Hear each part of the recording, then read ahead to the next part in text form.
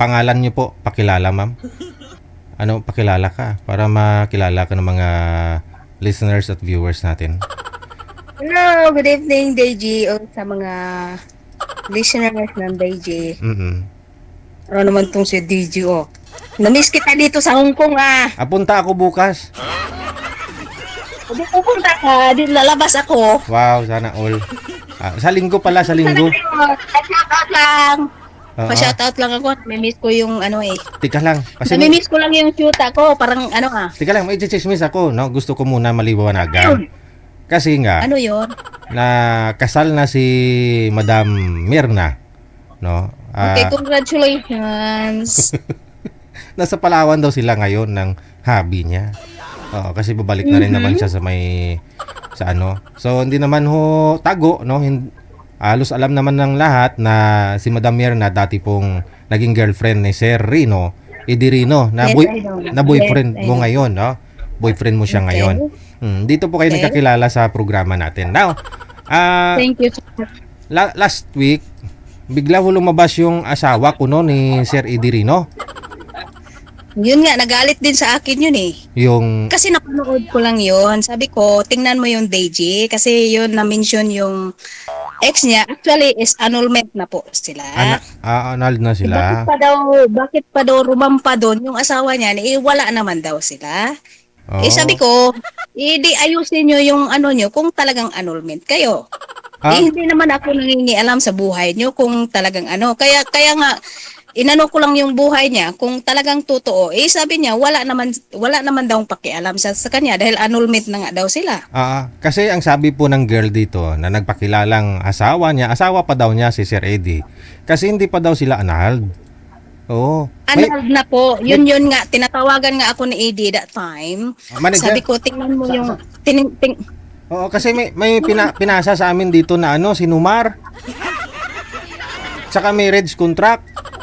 Wala naman akong ano doon kasi nga yun yung inano ko lang kay Ide kung Oo. totoo o hindi. Oo. Sabi nga ngitakalit nga sa akin, wag mo nang pakialaman yun dahil wala na nga daw sila. Bakit daw rumarampa daw yung asawa niya? Eh wala naman.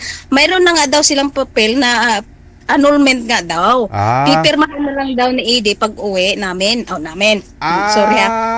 Okay. No process. Kina-process pa lang pala, hindi pa na pirmahan ni Sir Eddie. Oh, process. Kasi nga nasa ano pa siya, sa US pa siya. Hindi pa kasi nakauwi.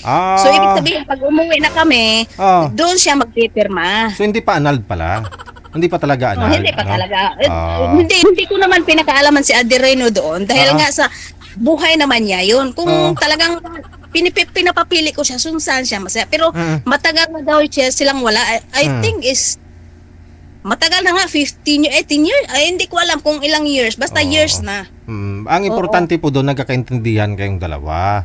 No? Ay, oo naman. Kasi pinapakita naman niya sa akin na ano, Yung ano? Hindi ko alam kung pupunta siya. I'm not sure. Hindi ko mag-assume kung pupunta talaga. Anong Basta ang pinapakita? sinabi lang sa akin is pupunta siya dito. Pinapakita niya.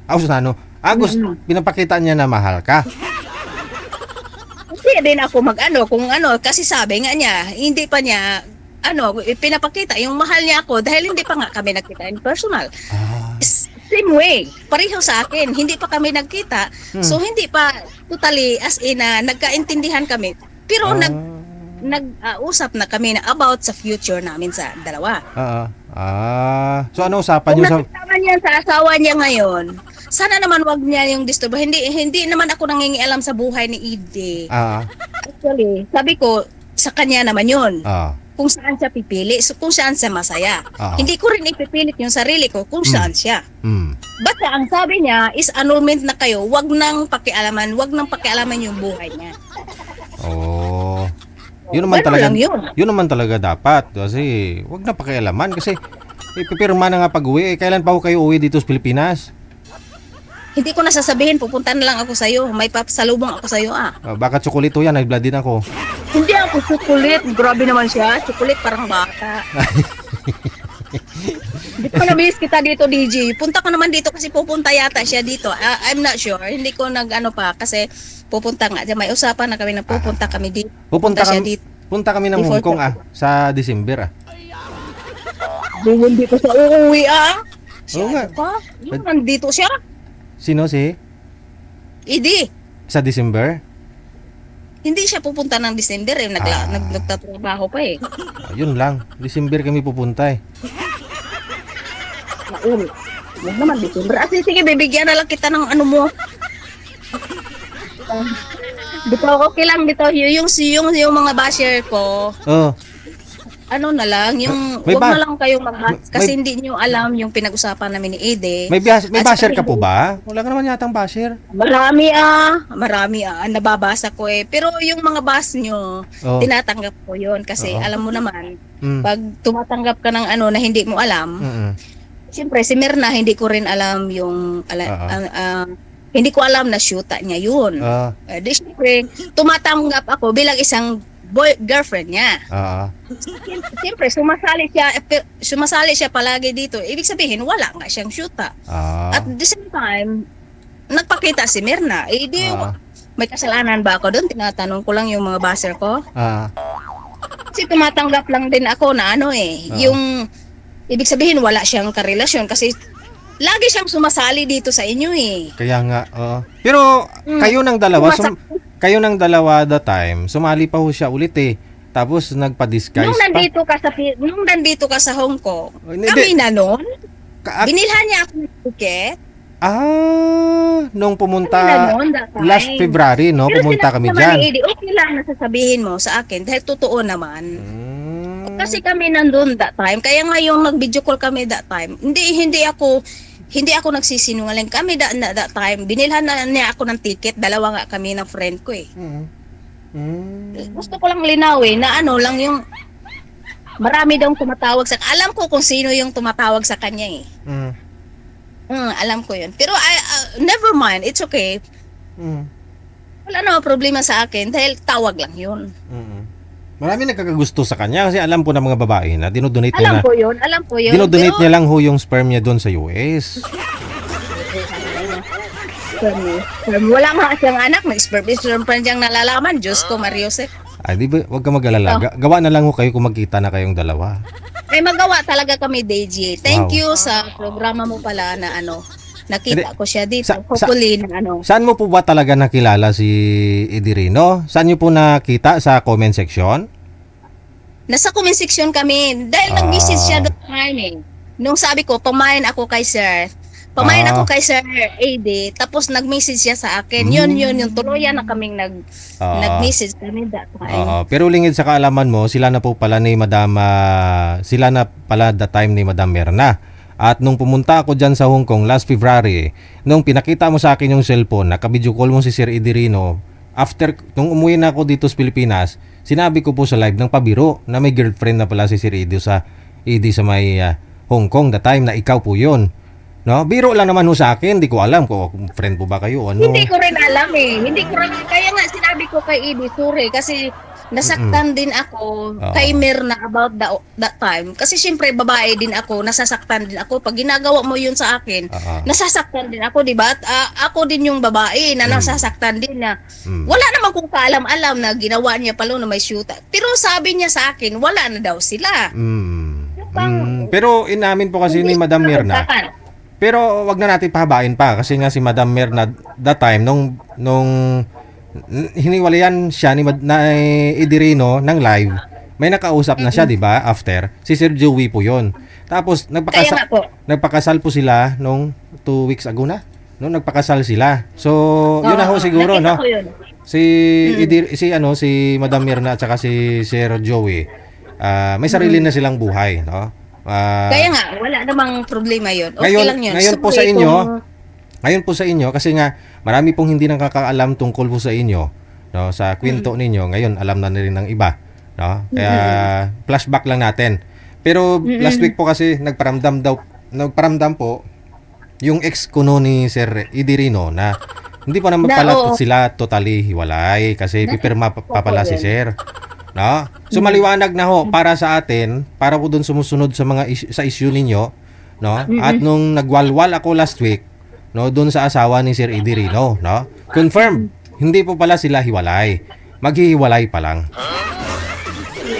Wala na mga years na talaga, mga 15 years or 13 years, ganun, 14 years, ganun na po. Pero hindi kasi pa umuwi si Ede. Kaya nga hindi niya napirmahan yung annulment. So, ibig sabihin, pag uwi daw niya, pipirmahan na kasi may attorney na nga po siya. Patihain man o pataubin, kasal pa rin talaga sila sa papel, no? Pero hiwalay na, no? Ang sabi. Yung pinaano ko lang kay Ede is kung saan siya masaya. Wala namang problema sa akin, sir eh. Yung, I mean, magpakatotoo ka lang sa akin. Kasi ako kasal ako. Pero sinasabihan ako ng asawa ko, mag-asawa ka na kasi mayroon na ako. Kasi mayroon na ho siya, no? Kung gustuhin ko mag-annul sa namin, kung gustuhin namin ni Ede. Pero si Ede kasi ayaw na niyang magpakasal talaga. So kung depende na lang sa amin yan, sa pagsasama namin dalawa. Basta nagkakaintindihan kayo. Lahat ng mga buzzer dyan, hindi nyo alam kung anong pinagdadaanan namin ni Ede. So thank you na lang sa inyo sa pagbabahas nyo dahil hindi nyo alam yung pinag-usapan namin ni Ede rin. At pasensya na rin dyan kay Merna. Congratulations na rin. Kasi hindi ko rin naman alam na ganyan ang yung mangyayari. Pinagalitan ko nga si Ede. No hard feeling din naman, no? Okay naman, nag-usap kami heart to heart ni Madam Merna. Bago nga sila magpakasal, bago namin sila hinatid doon sa judge, kinausap ko sila isa-isa ni Sir Joey. Habang nasa sasakyan, kasi sa amin sila sumakay, no, sa akin. Sinundo namin sila doon sa hotel papunta ng kasal nila, no? Ay nag-uusap-usap kami doon sa sasakyan. Masaya na silang dalawa, no? Kaya nga nagpakasal, no? Yes, I know. Now, sa inyo naman ho ni Sir Eddie rin, no? Good luck, no? Good luck. Okay na po, may pag-usapan naman po kami. At saka sa asawa niya, kung nandyan man nakikinig siya, kung ano lang niya, yung ibig sabihin, may papilis na talaga sila na pipirmahan na lang. Ayoko rin naman manggulo kung saan si Eddie masaya doon siya. Hindi ko ipipilit yung sarili ko kung saan siya masaya. Pero yun lang ang maano ko kay Eddie is binahal ko naman talaga siya, yes. Dahil matanda na rin si Eddie, kaya kong alagaan siya. Doon ako po. Okay. Kaya na. Alagaan mo. Okay, sige. Natural, kasi mas matanda, 10 years. 10 years gap namin eh. Dahil para ko na rin siyang tatay, parang gano'n na ba? Yung ayaw kong naawa ko sa tao. Actually, may ano ako dati is 62 years old na nga eh. Pero nasa asawa eh. Pero bumigay ako. Dahil ayaw ko sa ganun. Yung nakita ko si Ede is okay naman kami, nag-uusap naman kami. Sabi ko nga sa kanya is linawin mo. Kasi anytime ako pwede naman. Hopefully na mag-work Okay. it. Sige, ha? Sino ang Shout out na lang ako kay Sir Ed. Si Ede talaga kasi wala nang signal ngayon kasi yung parang bukid na yung tinatrabahoan niya.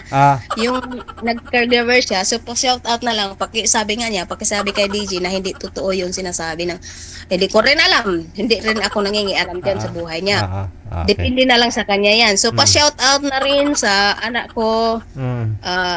This coming yung board exam niya, hopefully na siya papasa, work it. Okay. Sige na lang kay hindi na ako maghanap ng iba, bahala na siya. Madam Marilo Wang, magandang gabi, salamat sa pagtawag. Thank you, Sir DJ. Thank you so much. That was Marilo Wang.